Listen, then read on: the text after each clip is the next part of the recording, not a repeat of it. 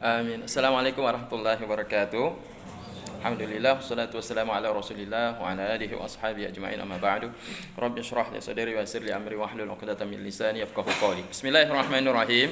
Jadi kemarin sudah dijelaskan tentang kata musannif. Ini mustalahul hadis ya. Nah, beliau mengatakan bahwa ini yang ada dalam pikiran beliau itu min aqsami ilmil hadis, atau dia wadhi dan bermula ini nyatalah daripada aksami ilmil hadis, pembagian ilmu hadis itu iddatun, ada beberapa bilangan atau pembagian, dan itu jumlahnya beliau jelaskan oleh pensyarah matan, yakni arba'an wa thalathina, ada 34 yaitu pembagian. Tetapi kalau dihitung semuanya itu cuma 3, tapi dari 3 sahih, hasan dan dhaif itu kemudian ada turunannya, sehingga kalau dikumpul semuanya itu ada 34 pembagian hadis. Wa kullu wahidin ata wa haddahu, dan bermula tiap-tiap salah satu daripadanya mendatangkan oleh musannif dalam nazam beserta dengan hadnya, yaitu dengan definisinya masing-masing. Awaluha, yang pertama as-sahih, yang dijelaskan yang pertama adalah hadis sahih. Al-mujma' ala sihhatihi indal muhadditsin. Hadis sahih yang disepakati ke atas apanya? Ke atas kesahihannya menurut ahli hadis. Jadi di sini ketika disambung oleh pensyarah al-mujma'u ala sihhati hindal muhadditsin, yang disepakati ke atas kesahihannya menurut para ahli hadis. Berarti ada di sini yang tidak disepakati kesahihannya menurut ahli hadis. Karena menurut Imam Malik ada juga bertentangan dengan keterangan yang, coba perhatikan, qauluhu al-mujma' ala sihhatihi fi isyaratun ila anna hunaka sahihan ghairu mujma'in sahihan ghairu anna hunaka sahihan ghairu mujma'in ala sihhatihi. Nah, di situ ada isyarah kepada bahwasanya di sana, di luar sana itu ada juga hadis sahih tapi tidak disepakati ke atas kesahihannya. Dapat qauluhu al-mujma'u ala sihhatihi. Wa dzalika kal mursal, demikian itu seperti hadis mursal, fa innahu sahihun inda Malik. Jadi hadis mursal ini tidak sahih menurut selain Imam Malik, tetapi menurut Imam Malik itu sahih. Jadi ada khilaf di situ, berarti tidak disepakati. Wa ba'dul fuqaha fa innahu sahihun inda Malikin wa ba'dil fuqaha. Maka sesungguhnya mursal itu sahih menurut Imam Malik dan sebagian fuqaha. Wa kal maqlub wasyadz wal muttarib faqad qala Zarkasi fi mukhtasarihi yadkhulul al-qalbu wasyudzudzu wal ittiradu fi qasami sahihi wal hasan. Seterusnya di situ berarti Tengku sudah mengerti kan? Berarti menurut apa yang disampaikan Imam Malik dan sebagian fuqaha, mursal itu hadis sahih juga. Jadi yang disepakati di sini bukan mursal ya. Mursal itu sahih menurut Malik tapi bukan sahih menurut selain Karena itu yang dimaksud dengan sahih di sini adalah sahih yang bukan mursal, yang mana baik Malik dan selain Imam Malik itu semuanya sepakat. Wa huwa al-matnul ladzi ittasala isnaduhu alladhi huwa hikayatu tariqil matan. Yang dimaksud dengan sahih yaitu sesuatu matan yang bersambunglah oleh isnadnya. Yang bersambung oleh isnadnya yang mana merupakan hikayat daripada tariqil matan. Yang mana isnad ini merupakan jalan daripadanya matan. Sekira adalah tiap-tiap daripada rijalnya itu sami adzalikal marwiyah min syaikhihi, bahwa setiap daripada para perawi-perawi hadis tersebut itu mendengar oleh ia akan demikian apa yang didengar, yang diriwayatkan dari langsung syekhnya tersebut. Fa kharajal munqati' wal mursal wal mu'addal, maka keluarlah hadis yang munqati, hadis mursal dan hadis mu'addal. Al-ati bayanuha, nanti akan datang penjelasannya. Mengerti Tengku kan? Mengerti enggak? Ya, sudah, kemarin itu sudah dijelaskan. Cuma yang dijelaskan di situ munqati belum dijelaskan, mu'addal belum dijelaskan. Yang sudah dijelaskan adalah hadis mursal. Yaitu keterangannya adalah qauluhu ka irsalihi. Pada qauluhu ka irsalihi di situ ada dijelaskan. Ai al-irsalul khafi, yang dimaksud adalah irsal khafi, artinya ayaru ya amman asirahu, bahwa dia meriwayatkan orang yang semasa dia hidup dengannya, bilafzin anhu, dengan kata-kata dia meriwayatkan anhu daripada orang tersebut, walam yasma' minhu, padahal dia tidak pernah mendengar daripada orang tersebut. Jadi kita pernah hidup satu kampung, tapi saya tidak pernah dengar daripada Tengku, tetapi Tengku mengaku-ngaku mendengar dari Tengku tersebut. Nah, dia bilang-bilang begitu saja. Jadi hadis ini hadis mursal. Nah, hadis mursal itulah yang tadi disebut hadis sahih menurut Imam Malik, tapi tidak diterima oleh imam-imam yang lain. Karena itu sahih menurut Malik, tidak sahih menurut yang lain. Nah, yang dimaksud dengan sahih di sini bukan mursal, tapi hadis yang selain mursal. Walam yasuz lam yadkhulu syudzuz dan tidak ada keganjilan di situ. Tidak ada keganjilan, tidak ada keanehan-keanehan pada hadis tersebut, tidak mengandung syaz di dalam hadis tersebut. Seperti sudah. Lanjut terus. Walam ya'ul bi illatin qadihah, dan tidak ada cacat dengan cacat yang parah, seperti ka irsalihi, seperti ada irsal. Dia mengaku dia mendengar padahal dia tidak dengar. Wa sawa'un kanatil illatu khafiyatan aw zahiratan, apakah ilatnya tersembunyi atau nampak. Titik sampai di situ. Jadi umum tuh ilatnya apakah ilat khafiyah atau ilat qadihah. Kalau ilat khafiyah saja itu masuk di dalam cacat bagi hadis sahih, apalagi ilat zahirah yang nyata saja udah, yang enggak nampak saja itu sudah dihitung sebagai ilat penyakit. Kalau masuk ada dalam matan atau dalam sanad ada ilat penyakit yang menyebabkan rusak hadis tersebut, maka itu cacat, dia bukan hadis sahih. Apalagi kalau ilatnya nampak terang-terangan ilatnya, maka lebih parah lagi kan? Wa taqyidu sahibin nakhbati bil khafiyati lam yurid ikhraj az-zahirah. Dan takyid daripada pengarang kitab An-Nakhbah. Pengarang kitab Nakhbah ini ternyata siapa? Sahibun Nakhbah wal Hafiz Ibnu Hajar Al-Asqalani. Siapa pengarangnya? Al-Hafiz Ibnu Hajar Al-Asqalani. Jadi pengarang siapa? Pengarang kitab yang kita sering baca, yaitu Fathul Bari juga dia mengarang. Di samping kitab Syarah Imam Bukhari, beliau juga mengatam kitab tentang mustalahul hadis. Jadi apa kitabnya? Sahibun Nakhbah, yaitu Nakhbah. Kitab Nakhbah pengarangnya adalah Ibnu Hajar Al-Asqalani yang syarihil Bukhari, yang mensyarah kitab Bukhari. Al-Madfunu bil Qarafah, yang dikuburkan beliau di kampung Qarafah, qariban min tharih Imamina Syafi'i, dekat dengan kuburnya imam kita Imam Syafi'i. Datang kuda ziarah. Nanti kalau Tengku pergi ke Mesir, ziarah ke sana. Ya. Tengku ada ijazah aliyah kan? Kalau Tengku ada ijazah aliyah, Tengku bisa berangkat ke Mesir, kuliah di sana.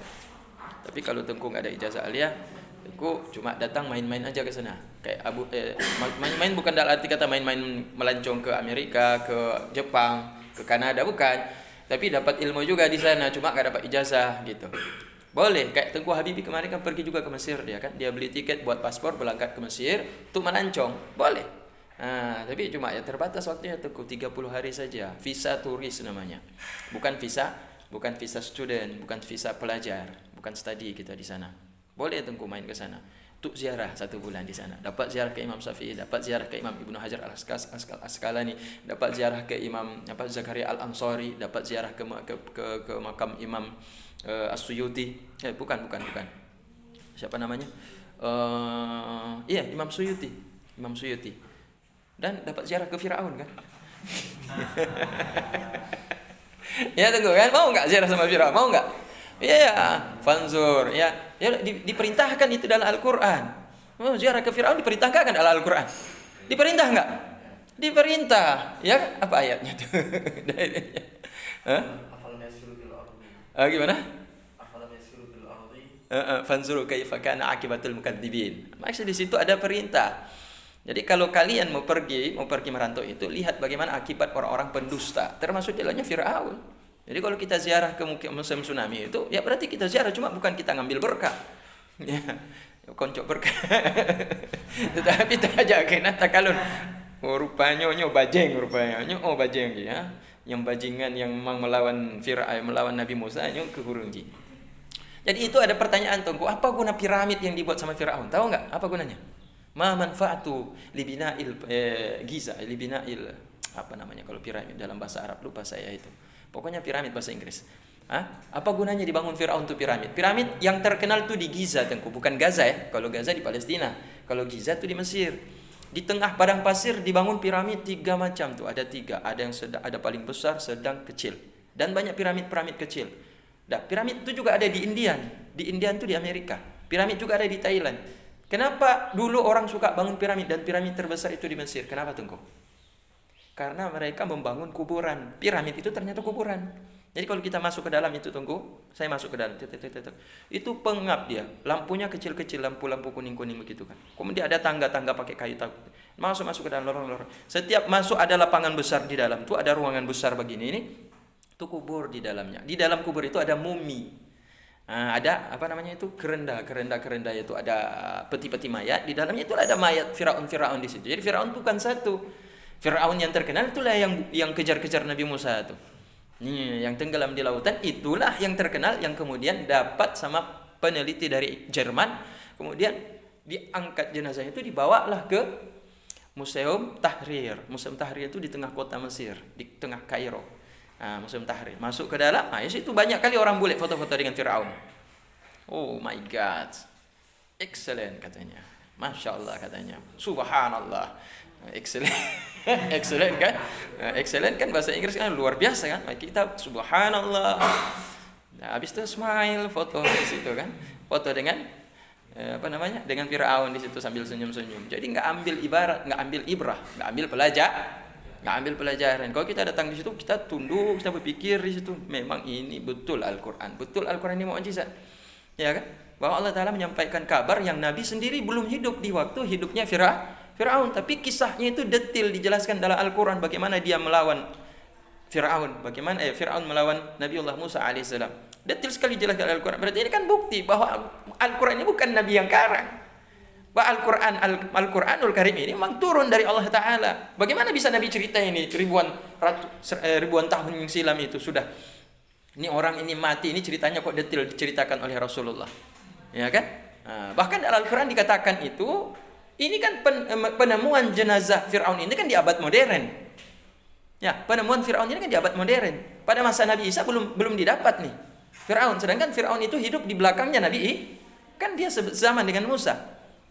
Nah, tapi Al-Quran sudah kasih kabar nanti dia akan dikekalkan oleh Allah Ta'ala. Arti kata jasadnya itu akan dikekalkan, nggak akan dimakan oleh tanah, nggak akan dimakan oleh laut.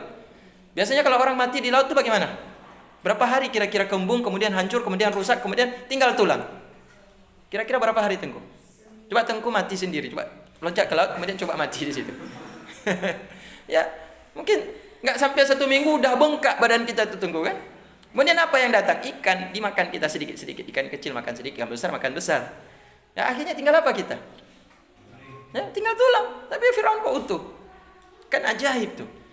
Nah, kan ajaib tuh. Oh, berarti Firaun memang betul Tuhan. Mati apa Tuhan? Nah, jadi ternyata di dalam Giza piramid itu kubur-kubur Firaun yang sangat banyak. Dan di dalam itu ditaruhlah perbendaharaan mereka, peninggalan-peninggalan mereka. Ya, dalam piramid itu dibangun oleh setiap Firaun yang hidup pada masa mereka hidup, itu dibangun tuh.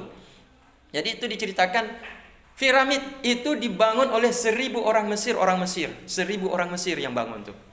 Diambil batunya itu dari pinggir-pinggir laut, batu-batu putih besar. Kemudian dibuat berbentuk segitiga, tapi kuda-kudanya 4 sisi kuda-kudanya, tapi dibikin segitiga. Nah, kenapa dia bikin tinggi begitu? Supaya dekat dengan langit. Jadi untuk supaya nanti reinkarnasi, nanti kalau Firaun ini sudah ditanam di situ, dia akan beralih menjadi Tuhan ke depan. Dan dia sudah mengaku Tuhan di dunia, tapi dia berharap lagi kalau mati dia tetap menjadi Tuhan. Jadi disemayamkanlah di piramid tersebut supaya kekal dia punya jasad.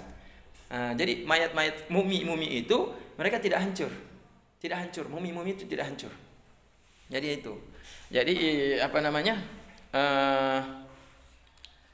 apa hubungannya dengan sini kita bicara tadi ini?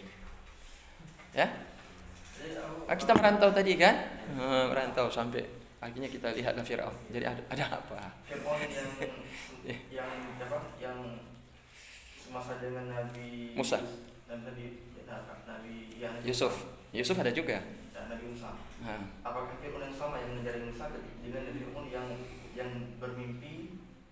Beda. Ya, Firaun yang lihat Nabi, yang mimpi dia ada musim kemarau, kemudian ada sapi-sapi yang gemuk-gemuk, kemudian selanjutnya ada bukan, dia pertama melihat ada sapi-sapi yang gemuk, kemudian tiba-tiba sapi-sapi kurus, kemudian ditafsirkan oleh Nabi Yusuf alaihissalam. Diceritakan itu nanti ada 7 bulan kemarau, 7 bulan itu makmur, tidak kemarau, kemudian ada 7 bulan itu musim kemarau. Jadi persiapkanlah yang di saat kita sedang makmur ini jangan dihabisin untuk persiapan di musim kemarau supaya tetap ada bekal ketika musim kemarau. Dan terbukti akhirnya anak-anak Nabi Yakub alaihissalam itu saudara-saudara daripada Nabi Yusuf yang dulu melempar Nabi Yusuf ke dalam sumur itu, akhirnya mereka pergi dari kampung minta yaitu bantuan makanan kepada Raja Firaun. Tetapi kebetulan yang pegang bendahara negara, yang pegang bulog, kalau kita zaman sekarang bulog, menteri pangan ya, yang jadi menteri pangan kebetulan Nabi Yusuf gitu. Ya, jadi nggak apa-apa Tunggu kalau menjabat jadi menteri pangan. Ya, yang penting amanah kan. Jadi disuruh mau jadi jabatan diangkat jadi gubernur nggak mau. Nabi Yusuf nggak mau diangkat jadi panglima, nggak mau. Saya tolong kasih ke saya ini, yaitu jabatan, diminta. Boleh minta jabatan asal ama. Tapi jabatan ini adalah jabatan menteri bulog. Itu menteri pangan. Boleh minta gitu Tengku. Karena kita punya misi. Dia sudah baca ke depan akan terjadi seperti ini. Jadi untuk menyelamatkan semua masyarakat. Jadi Fir'aun pada waktu itu adalah Fir'aun yang berbeda dengan Fir'aun yang ada pada masa Nabi Musa. Nah, duluan mana hidup Nabi Musa dengan Nabi Yusuf? Siapa duluan hidup? Nah, Nabi Musa apa Nabi Yusuf? Karena pada masa Nabi Yusuf itu belum ada piramid.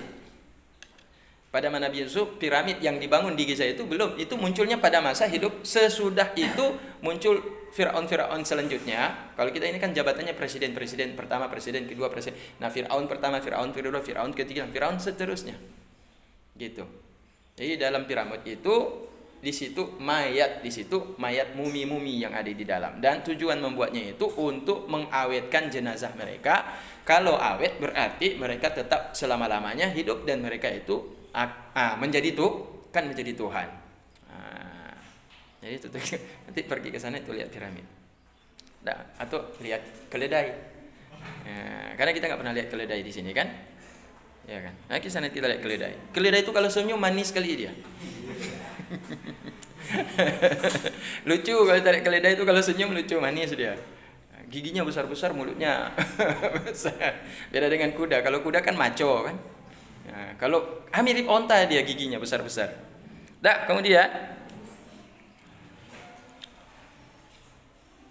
wa taqyidu sahibin nakhbati bil khafiyati lam yurid ikhraj zahirati, dan bermula mengkaitkan oleh pengarang kitab Nakhbah yaitu Syekh Ibnu Hajar Al-Asqalani dengan kata-kata ilat khafiyah, tidaklah bermaksud oleh beliau akan mengeluarkan ilat zahir, karena sesungguhnya khafiyah idza atharat fa zahirah aula. Begitu kan? Karena sesungguhnya ilat khafiyah itu jika dia memberi akibat rusaknya suatu hadis menjadi turun derajatnya, maka ilat zahir itu lebih ula. La illatan lam tuqdah fi sihatin. Bukan maksudnya ilat zahirah itu bukan menjadi ilat, bukan maksudnya ilat zahirah itu bukanlah sebagai ilat yang tidak menyebabkan kerusakan di dalam kesahihan hadis. Jadi tidak dikaitkan dengan kenapa beliau mengatakan khafiyah? Bukan untuk mengkaitkan bahwa zahirah keluar, bukan. Ya, bukan untuk mengkaitkan bahwa zahirah keluar. Bukan untuk mengatakan bahwa zahirah itu merusak, yaitu tidak merusak kesahihan hadis. Yarwihi adilun huwa man lahu malakah. Adil di sini adalah orang yang memiliki malakah, kemampuan tahmiluhu ala mulazamati taqwa, yang mendapatkan oleh ia akannya malakah tersebut ke atas mulazamah takwa dan muru'ah. Kata dia senantiasa menjaga ketakwaan dan juga muru'ah, yaitu kehormatannya. Wal muradu bil adil adur riwayah, sedangkan dimaksud dengan adil adalah adil riwayah, yaitu muslim akil baligh salim minal fasiki, yaitu irtikabu kabiratin aw israru ala saghiratin. Dia senantiasa melakukan kejahatan dosa besar atau berkelanjutan dalam melakukan perbuatan maksiat kecil. Wassalamatu mimma yakhramul maru'ah, dan selamat dia daripada sesuatu yang mencederai maru'ah.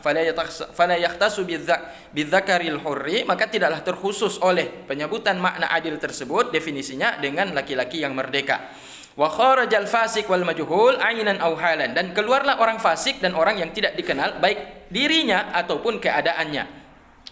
Kenapa keluar orang fasik dan juga? Kalau fasik udah jelas karena syaratnya tidak boleh fasik. Kalau orang majhul ain aw hal, kenapa? Karena kita tidak tahu dia adil atau tidak. Kalau orang itu tidak kita kenal, bagaimana kita bisa mengetahui dia itu adil atau tidak? Maka tidak boleh. Yang meriwayatkan ini adalah orang majhul, orang yang tidak kita kenal. Baik dirinya kita tidak kenal atau kita kenal dirinya, tapi bagaimana dia punya karakter orang tersebut kita tidak kenal.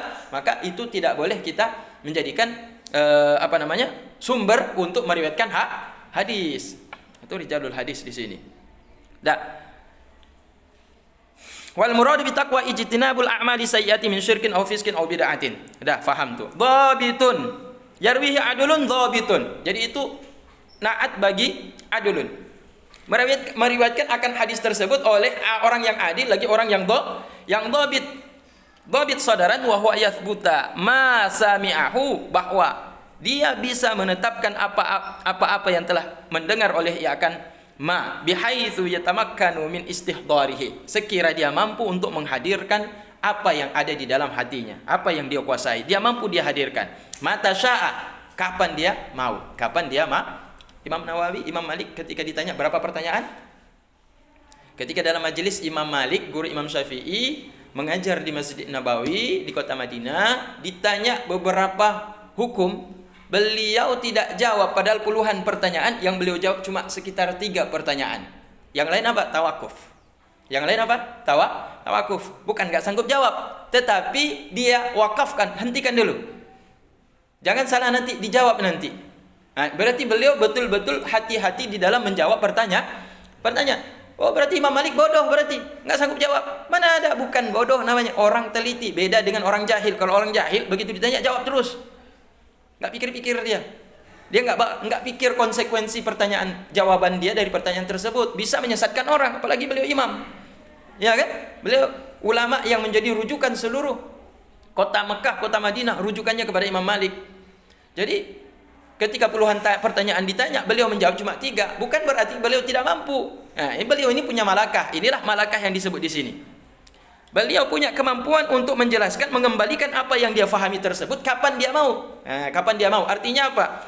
Ada di saat itu juga sanggup dia jawab, ada di waktu yang lain akan dia jawab. Nah, jadi dia bilang tunggu dulu, ini pending dulu, ini di stop dulu. Nanti besok saya jelaskan pertanyaan tadi itu, jawaban nanti akan saya jelaskan. Jadi beliau ulang, beliau kaji lagi, buku-buku, kitab-kitab dikaji lagi semuanya, baru dapat kesimpulan, dijawab besoknya. Wa kitaban wa husyanatu indahu, dan kalau tadi dhabitun sadaran, sekarang dhabitun wa kitaban. Jadi ataf kepada ma'tuf sadaran di belakangnya. Dan dhabit dia secara kitaban, wa huwa syanatuhu indahu mundu sami'a fihi. Dan bermula dia dhabit secara kitab, yaitu dia memelihara indahu di sampingnya, munzu sami'a fihi, sejak dia mendengar oleh ia pada hadis tersebut. Wa sahahahu ila ayyarwi ayu'addi minhu.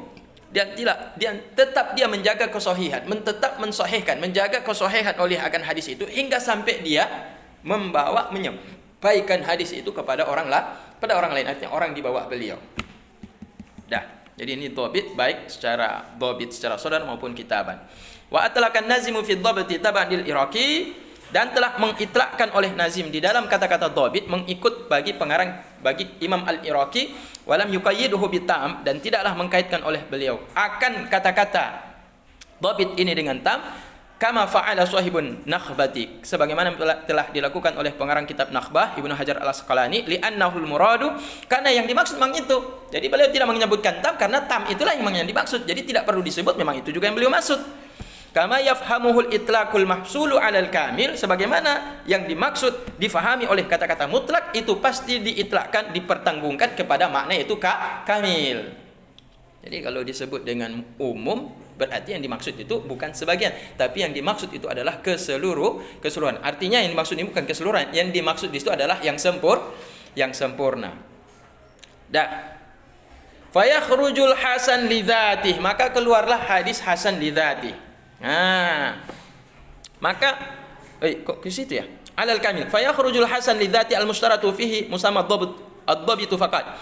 Maka keluarlah hadis hasan lidzati. Kenapa? Karena disyaratkan padanya hadis hasan lidzati itu apa yang dinamakan dengan dhabit saja. Jadi kalau hasan lidzati itu tidak mesti dhabit tam. Hasan lidzati, hadis hasan lidzati tidak mesti dhabit tam. Karena dia tidak mesti dhabit tam, berarti dhabit yang tidak tam itu disebut juga dengan hadis hasan lidzati. Kalau begitu keluar daripada definisi sahih. Karena yang dimaksud di sini apa? Dhabit tam. Kalau yang dimaksud di sini dhabit tam, berarti itulah hadis sahih. Ngerti?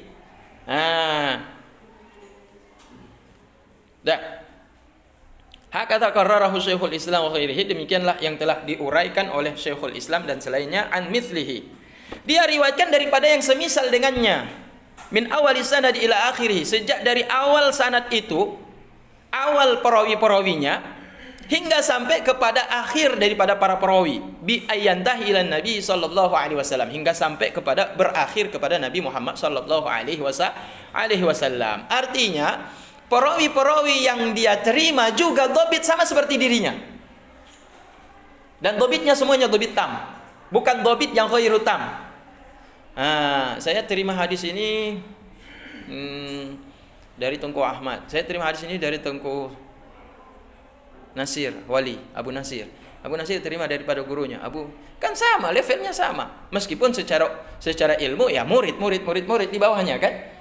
Tetapi kalau dilihat tingkat kemampuan di dalam memahami hadis, untuk mengembalikan atau menghadirkan hadis yang sudah dia kuasai, untuk dijelaskan pun dia mengerti, dan dia tahu siapa para perawi-perawi yang ada sebelumnya, tingkat cacatnya bagaimana, keadaan perawi itu bagaimana, dia tahu semuanya. Nah, kemampuan itu ada juga pada orang yang saya terima tersebut. Orang yang meriwayatkan kepada saya, begitu juga dia tahu keadaan orang yang sebelumnya, sampai kepada Nabi Muhammad sallallahu alaihi wasallam. Jadi dhabitnya tam di sini dia riwayatkan juga daripada orang yang semisal daripada dirinya tersebut. Jadi kapasitas orang yang dia terima riwayat itu betul-betul terjaga. Jadi hadis sahih ini bukan cilik-cilik tunggu. Hadis sahih ini luar biasa teliti dan dijaga betul, yaitu kevalidan, kesahihan hadis tersebut. Apakah yang tahilan Nabi sallallahu alaihi wasallam awi sahabi, atau sampai berakhir kepada sahabat, atau ila mandunahu, atau dibawanya sahabat, yaitu tabi. Liyashmilal mauquf wa ghairihi, agar mencakup juga masuk di dalam pengertian tersebut hadis mauquf dan selain hadis mauquf. Titik sampai di situ. Wa ka'anna nazima, dan seolah-olah an-nazim ja'ala qawlahu mu'tamadun, seolah yaitu penazim itu menjadikan akan ucapannya mu'tamadun dengan rafa ataf bayan, mu'tamadun fi dhabtihi wa naqlihi bayanan li dhabit, itu sebagai bayan untuk makna daripada dhabit. Karena kalau sudah dibilang dhabit itu berarti dia mu'tamad. Tapi kenapa lagi disebutkan mu'tamad? Bayan. Nah, itu untuk bayan bagi pengertian daripada dhabit. Jadi sebut di belakang tadi itu. Apa pengertian hadis sahih? Ma yarwihi adulun dhabitun an mislihi mu'tamadun. Jadi ataf. Berarti ini naat untuk menjelaskan sifat bayannya, untuk menjelaskan makna dhabit itu sendiri. Ataf ya, ataf bayan fi dhabtihi wa mithlihi. Ay fi dhabtihi sadran wa naqlihi kitaban ay min kitabihi hada. Wa yatafawatu sahihu fil quwwati bihasabi, dan berbedalah kesahihan di dalam kekuatan sahih hadis tersebut menurut sekira dhabti rijalihi, yaitu menurut sekira-kira, yaitu dhabitnya orang-orang yang meriwayatkan hadis tersebut. Washtiharihim, dan masyhurnya mereka orang-orang yang meriwayatkan hadis tersebut, masyhur dengan apa? Bil hifzi wal wara, dengan kekuatan hafalan beliau dan kewaraan mereka. Jadi mereka ahli, mereka hafal betul, tapi tidak wara, kurang. Dia kuasai hadis itu, dia hafal ribuan hadis tersebut. Ketika diriwayatkan matan-matannya itu dia kuasai para perawi-perawinya. Tetapi enggak ada wara. Masih merokok dia. Kalau masih merokok nggak ada wara tengku. Masih merokok dia nggak ada wara. Masih jalan nggak pakai peci tengku. Kalau di kamar nggak pakai peci nggak apa-apa. Tapi kalau dia keluar dari rangkangnya, dia pergi keluar dari pesantren nggak pakai peci, hilang wara. Itu nggak ada dhabit tuh. Dhabit tapi tidak dihitung tuh. Tidak dihitung. Tingkat sampai nggak pakai peci itu tengku nggak dihitung, nggak sanggup gitu tengku. Ya kan? Kadang-kadang kita keluar rumah kan lepas peci tengku. Kemana? Aku jak belang, Pak ni nak aku pakai peci. Jak belang. Yang nak kotor peci, pakailah peci tengku. Walaupun peci buruk kita pakai untuk pergi ke sawah. Peci yang cantik kita pergi mengajar, atau pergi ceramah, atau pergi ke masjid. Karena kalau tengku nggak pakai peci, ini kurang, ini nggak bisa tengku. Masuk di dalam perawi hadis. Ya, jadi kalau misalkan umi di belakang ini kan, kalau nanti pergi ke pasar udah pakai daster. Umi di belakang ini, yang di belakang ya, pergi ke pasar udah pakai daster nanti misalkan kan, udah nggak bisa mereka hadis tuh, nggak dianggap wara tuh. Daster yang bagaimana dulu? Daster tahu kan daster? Daster bagaimana lah pakaian daster itu? Biasanya aku udah jadi mak-mak, udah anak pertama, anak kedua udah daster pakaiannya tuh pergi ke pasar. Ya. Udah nggak ada lagi gamis tengku. Kalau gamis dulu waktu ngaji pergi dari asrama, pergilah ke kelas pakai baju busana mantap, cantik, indah, mempesona, membahana. Tapi udah nikah anak pertama, anak kedua dah hilang membahananya. Udah pakai daster. Udah pakai daster, dasternya tangan puntung lagi. Wah, dah hilang udah nggak ada lagi tungku nih. Ya Allah, alim luar biasa, hafal hadis luar biasa, tapi pakai daster. Daster puntung lagi. Oke, dasternya tangan panjang, tapi dasternya itu sampai di atas betis. Nampak betis. Betisnya nampak aja. Berarti ditanya kenapa? Ibu kan mengajar hadis, sering meriwayatkan hadis. Anak tempat untuk aja yang lainnya yang cik mengkara aku aja harus terpaksa baga-baga aja. Oh nyaman tuh alasan. Ya gaduh haji marwah. Warak hanali warak. Dah.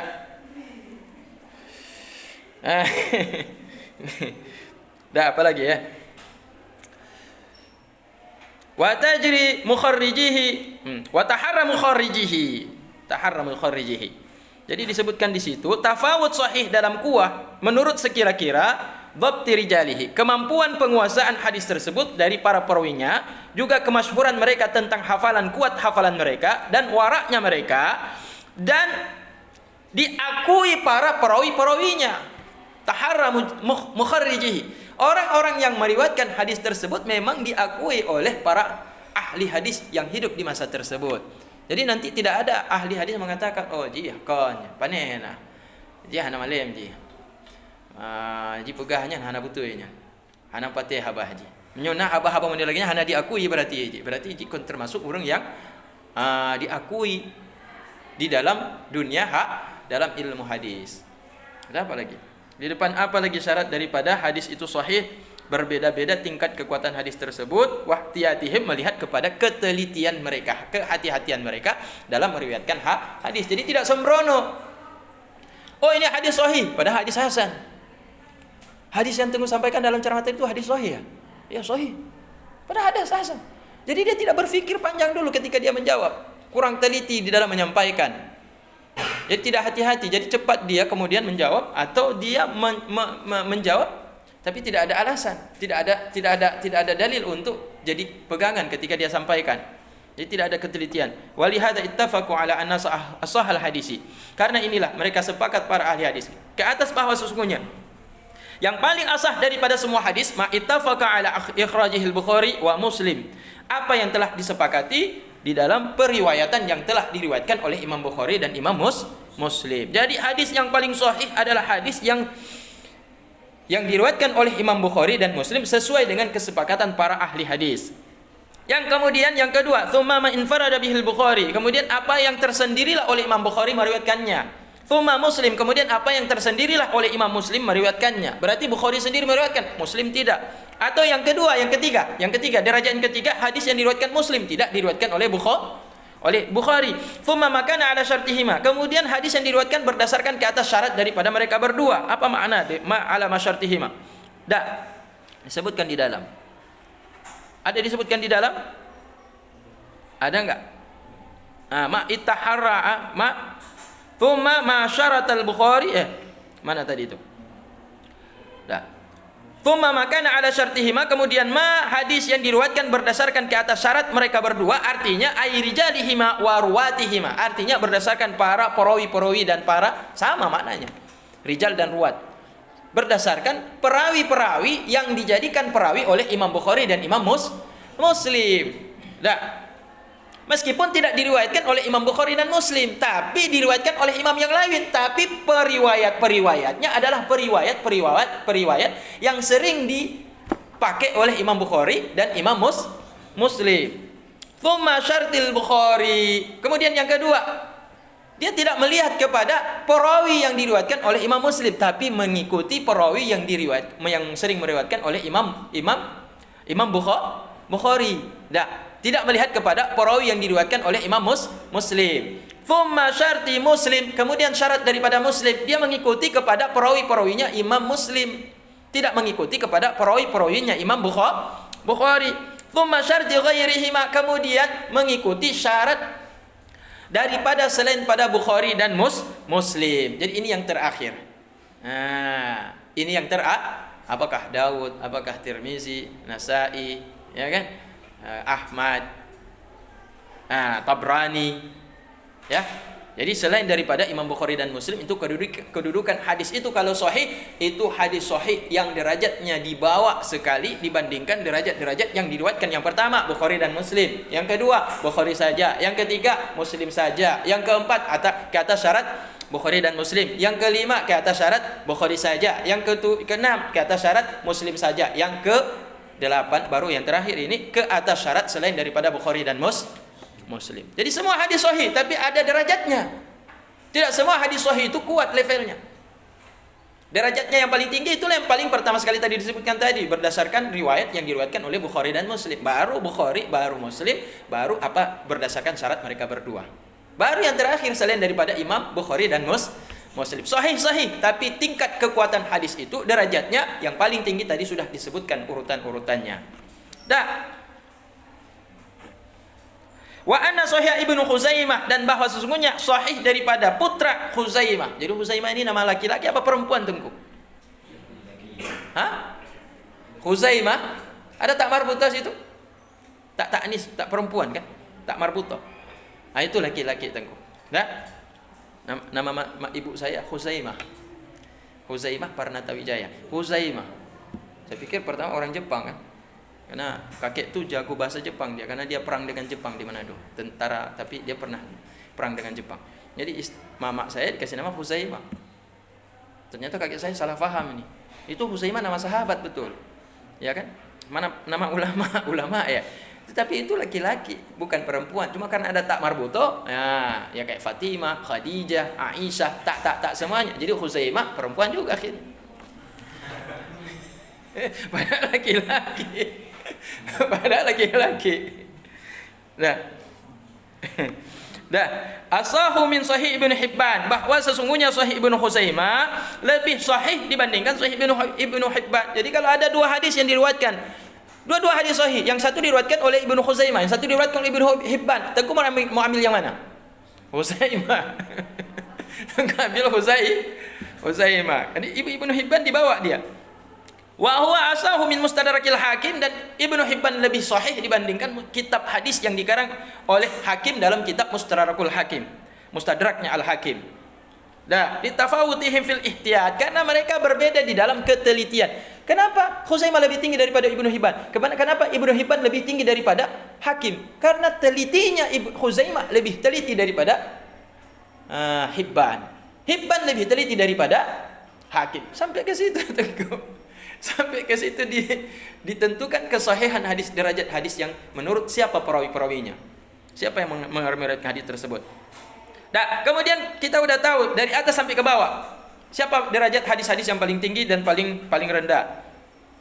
Kemudian dijelaskan lagi selanjutnya, fa mina rutbatil ulya ma atlaka alaihi ba'dul a'immah, maka di antara derajat yang paling tinggi itulah apa yang telah mengitlakkan ke atasnya oleh sebagian para a'immah, annahu asahul asanid, annahu asahul asanid ka qaulil Bukhari, bahwa sesungguhnya yang paling sahih daripada semua para perawi hadis ka qaulil Bukhari, seperti ucapannya Imam Bukhari. Apa kata Imam Bukhari? Asahul asanidi ma rawahu Maliku an Nafi'in an Ibni Umarin wa hiyal ma'rufatu bi silsilati dzahabi. Ini mereka mengatakan asahul asanid berdasarkan apa yang disampaikan oleh Imam Bukhari sendiri. Imam Bukhari mengatakan yang paling sahih daripada semua asanid para perawi-perawi hadis itulah ma hadis rawahu Malik, yang diriwayatkan oleh Imam Malik, an-Nafi daripada Nafi daripada Ibnu Umar, dan itulah yang disebut terkenal ma'ruf dengan silsilah, yaitu riwayat yang emas, silsilah zahab. Urutan emas, silsilah emas, sambungan emas, rantai silsilah emas. Jadi kalau ini yang meriwayatkan hadis ini adalah Imam Malik menerima daripada Nafi menerima daripada Ibnu Umar udah sampai kepada sahabat, ya kan? Ibnu Umar kan sahabat, karena Ibnu Umar hidup pada masa Rasulullah, walaupun dia putra Umar masih kecil, tapi dia sahabat. Nafi berarti siapa? Nafi tabi, kan dekat sekali masih. Berarti Malik siapa? Tabi'in. Masanya masih, maka jalur emas ini belum terlalu jauh jaraknya. Dan kalau diteliti Nafi luar biasa. Ibnu Umar jangan tanya. Ya, memang beliau ahli. Tidak, terkenal dalam meriwayatkan hadis. Nah, itu hadis tentang Allah memperlihatkan dirinya pada Nabi Muhammad. Dah, itu kan diriwayatkan Ibnu Abbas diriwayatkan juga oleh Ibnu Umar. Ibnu Umar meriwayatkan hadis, Ibnu Abbas meriwayatkan hadis sama dalam peristiwa Isra dan Mi'raj. Yang hari ini kan hari apa? Hari Isra Mi'raj. Ini pagi-pagi ini Nabi udah sampaikan ke Abu Jahal, Abu Lahab, "Oi, tadi malam saya jalan-jalan sampai ke Mekah." Ada Abu Jahal sini? Enggak ada kan? Saya jalan-jalan tadi ke Mekah tadi malam. Terus gimana Muhammad, kata Abu Jahal? Habis itu saya naik lagi ke langit pertama, langit kedua, langit ketiga, langit keempat, sampai langit ketujuh. Oh, Masya Allah, hebat kali kau Muhammad. Terus apa lagi Muhammad? Habis itu saya naik lagi ke surga, lihat surga. Habis itu lihat neraka. Habis itu lewat di kalam, sampai ke aras. Sampai di sampingnya ada Sidratul Muntaha. Baru saya jumpa sama Allah. Terus Muhammad, kamu sampai di sini kapan? Sebelum terbit fajar. Oh, hebat tak drone Muhammad. Oh, hai, muka patih kah? Hebat tak drone? Anak tak mulai dipegang kan. Jadi dipuji-puji, Pak, pujian mengejek. Pujian menghina. Dah, itu hari ini kejadiannya. Ya, kejadiannya tentang Abu Lahab menghina Nabi Muhammad pagi ini ya. Pagi ini 27 Rajab kan. Tadi malam baru Isra Mi'raj Nabi. Pagi ini Nabi sampaikan, Nabi duduk di rumahnya, dilihat Abu Lahab lewat. Muhammad ni kayaknya lagi gelisah, lagi sedih. Didekatin sama dia, tapi tujuannya bukan untuk bukan diajak sering cari ilmu, bukan, tapi tujuannya adalah untuk mencari-cari kesalahan Nabi Muhammad. Jadi itu dapat berita tentang Nabi Muhammad jalan-jalan, pas kali ini pasti nggak ada lagi yang akan percaya Nabi Muhammad. Ini tukang khayal luar biasa Muhammad ini. Belum ada orang cerita-cerita pergi ke Mekah, ke Madinah itu belum sampai satu malam udah pulang kampung, naik lagi ke langit. Ini betul luar biasa nih brongeng Muhammad ini.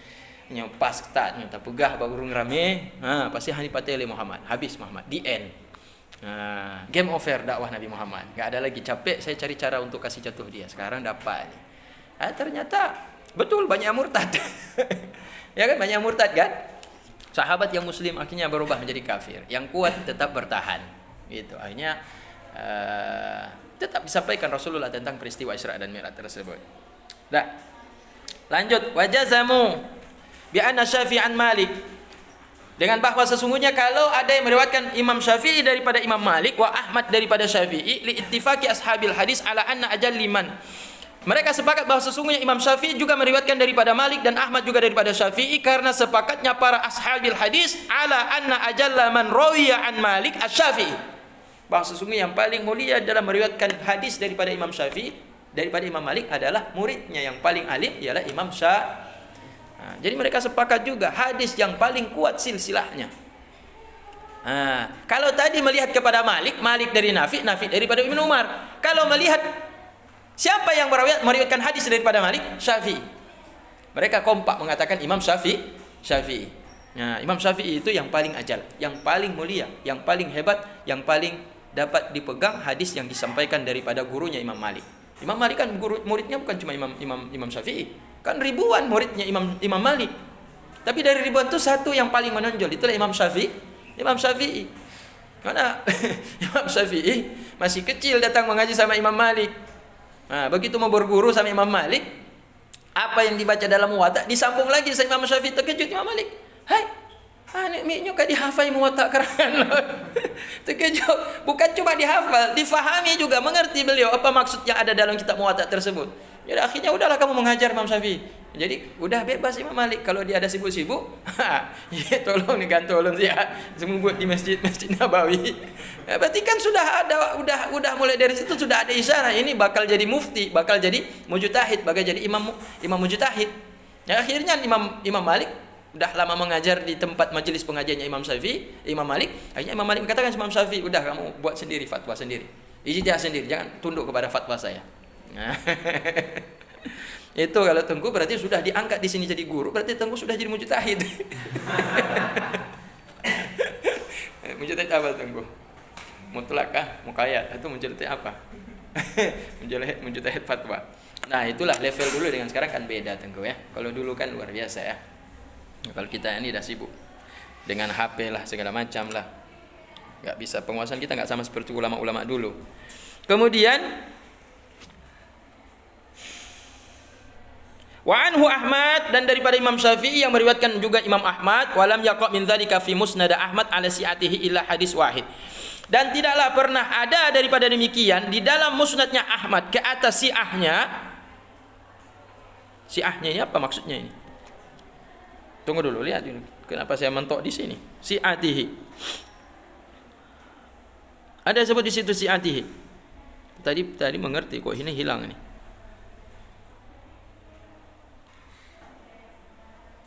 Min dzalika riwayatil Imam Ahmad an Syafi'i al-Musnad ismu kitab ala si'atihi ay ma'asiyatihi wa azmihi. Oh.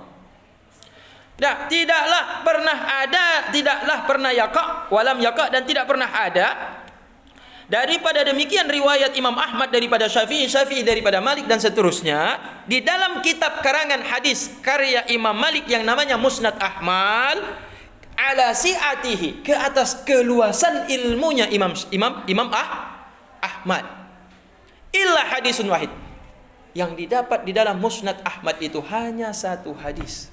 Padahal luar biasa Imam Ahmad ini, sampai beliau menjadi mujtahid sendiri juga. Beliau menjadi pendiri mazhab Hambali, dan pengikutnya disebut Hanabilah. Kalau kita kan Syafi'iyah, pengikut Imam Syafi'i, mazhabnya Syafi'i.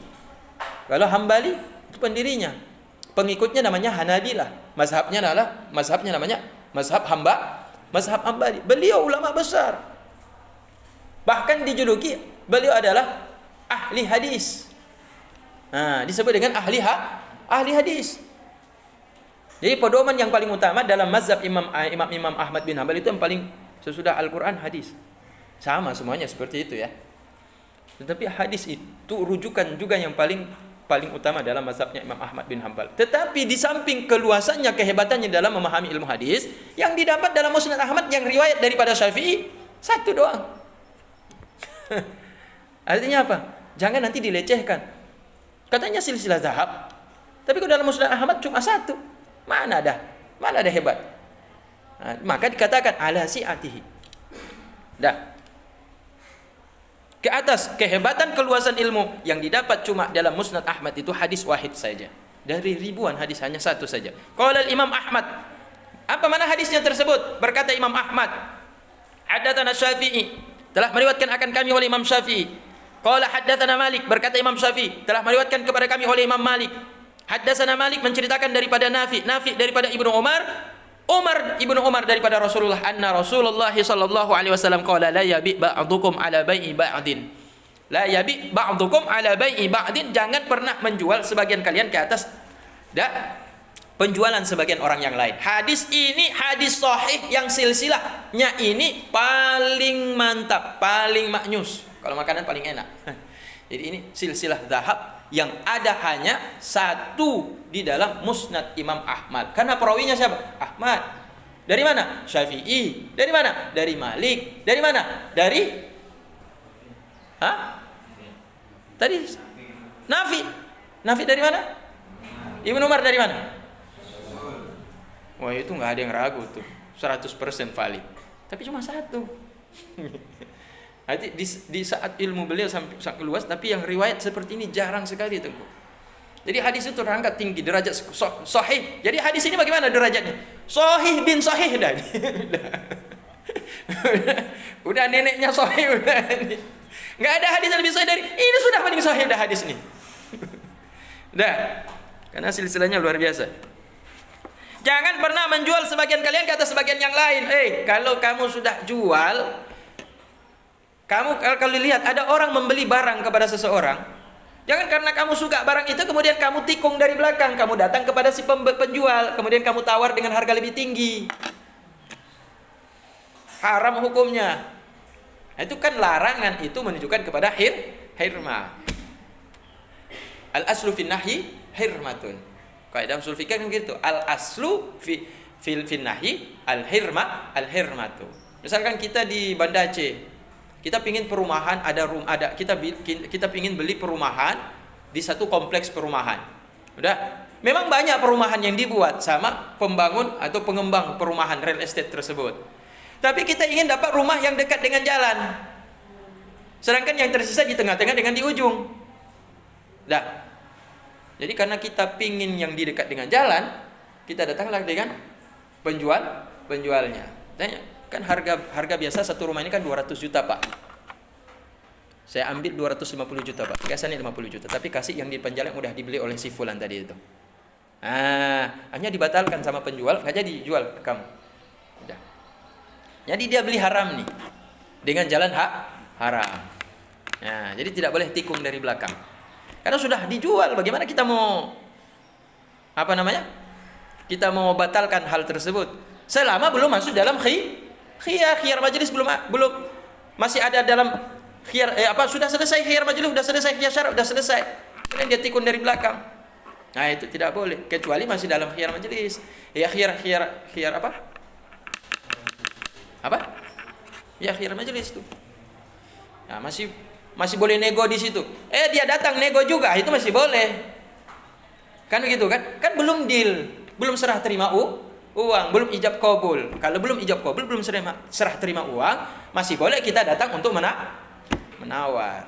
Makanya kalau orang bilang tuh selama janur kuning belum apa? Belum melengkung. Maka siapa duluan dia dapat. Kamu gitu Tengku. Makanya jangan lama-lama kalau udah suka sama seseorang tuh. Ya. Nanti kalau sudah ada janur kuning di depan lorong masuk dan di rumah, dah nyesal kita. Ya, karena sudah selesai ijab kabul. Jadilah tamu kita ke situ. Bukan orang yang duduk di samping. Ya kan Tengku kan? Jangan ragu-ragu. Dah, kalau ragu mundur. Dah, sedikit lagi Tengku ya. Wa ka Zuhri an Salim an abihi, dan seperti juga riwayat daripada Zuhri daripada Salim daripada ayahnya. Wa ka Ibnu Sirin, contoh yang lain seperti Ibnu Sirin meriwayatkan daripada Ubaidah dengan fatahain Abidah Ibni Amrin wa an Ali, dan wa ka Ibrahim An-Nakhai, dan seperti Ibrahim An-Nakhai meriwayatkan daripada Alqamah daripada Ibnu Mas'ud, wa duna dzalika fi rutbati, dan seperti yang dibawa daripada demikian. Jadi itu silsilah tadi Tengku ya. Yang pertama Ahmad meriwayatkan dari Malik daripada Malik daripada siapa tadi? Siapa tadi? Syafi'i daripada Syafi'i dari Ahmad dari Syafi'i daripada Malik daripada Nafi. Saya lupa Nafi itu. Itu riwayat yang pertama yang paling utama. Kemudian dibawanya siapa? Contoh lain seperti Az-Zuhri daripada Salim daripada abihnya. Contoh yang lain dibawa lagi itu. Siapa lagi yang dibawanya lagi? Dibawa derajat yang ketiga.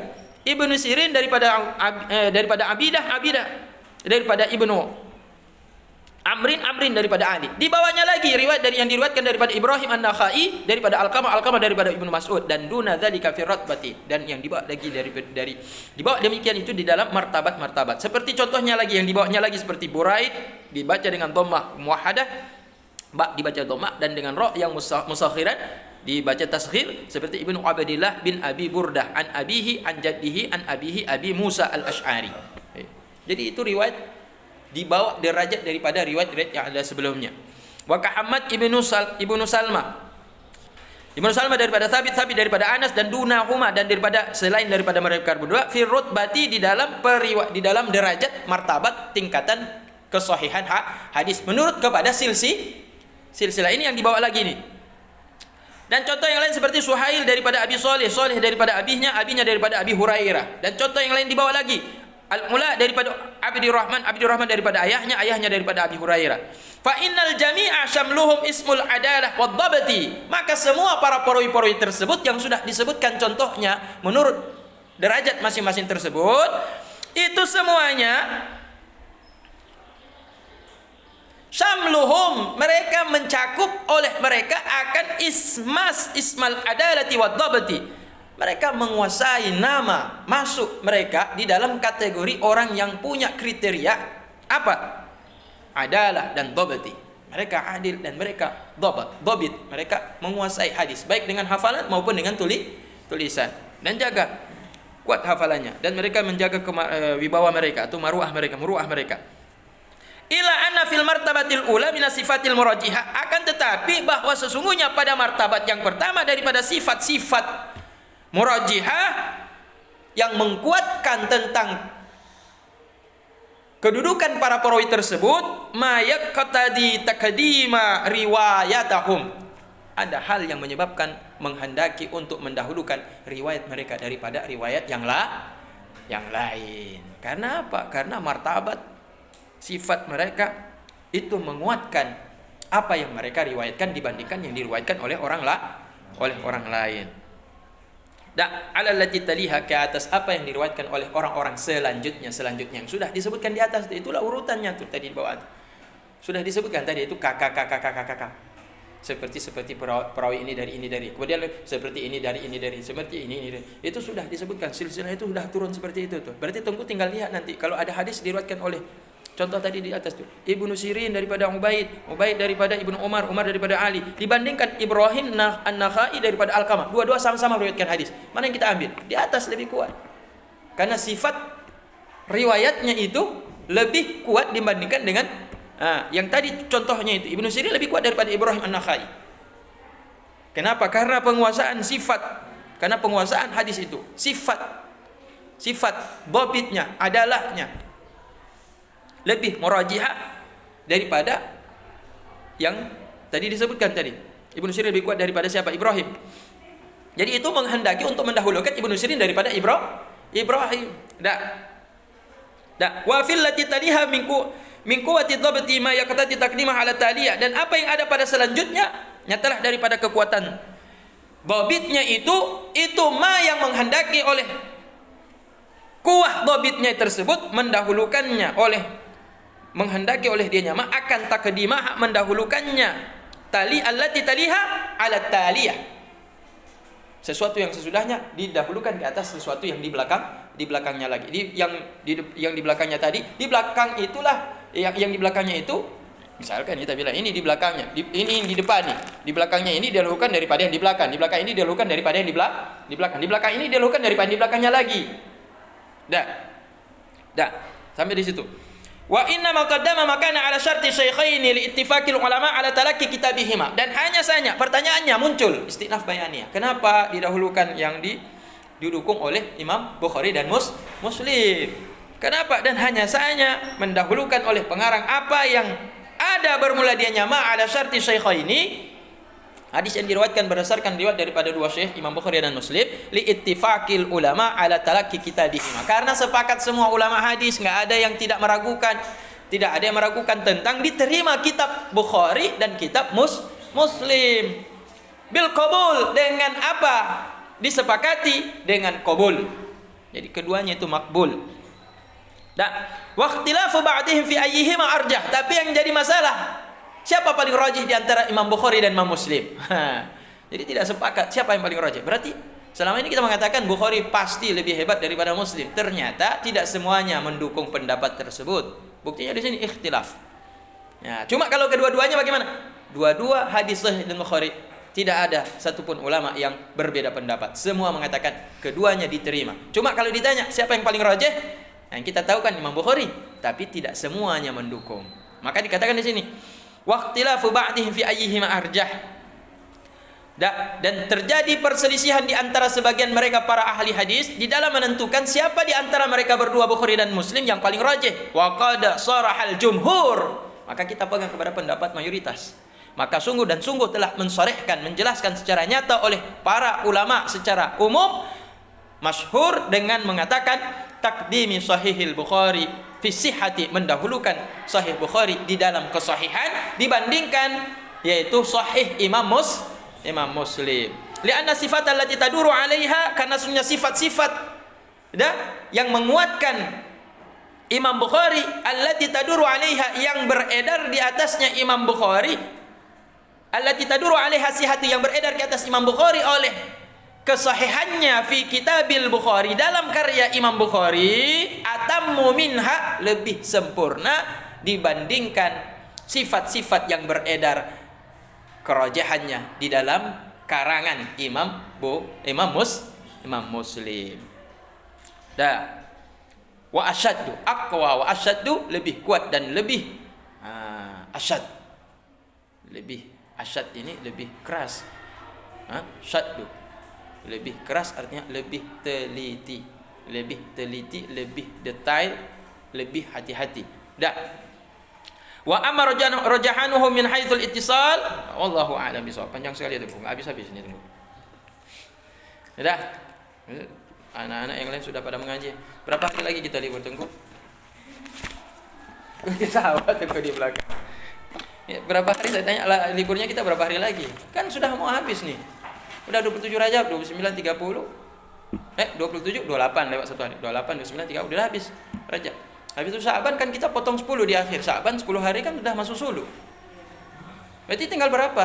23. 23 hari itu kalau kita ikut pertemuan kita berarti tinggal 1 minggu atau 2 minggu. 2 kali cuma pertemuan itu habis istirahat. 40 hari kita tidur.